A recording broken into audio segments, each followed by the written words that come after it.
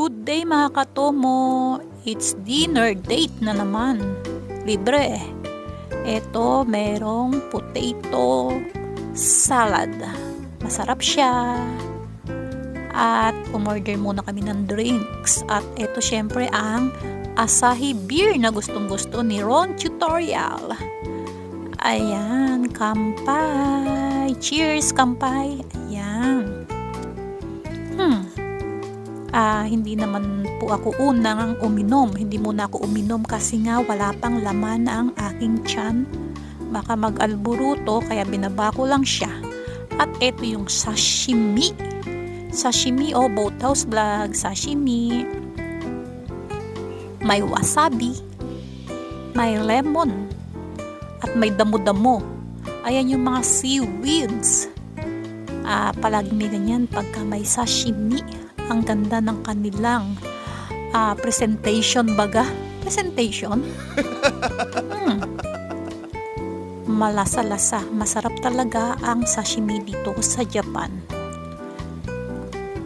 At ang next na dumating naman ay itong squid or pusit na medyo maalat-alat na may asim-asim. Masarap din siya.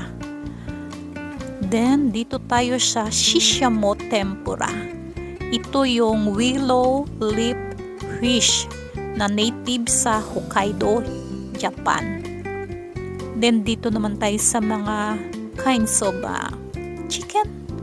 Laman loob ng chicken. May balat, may balon-balunan, at may puwet. Yan yung mga yakitori set na in-order namin na inihaw. Chalap-chalap. At may lemon din, syempre.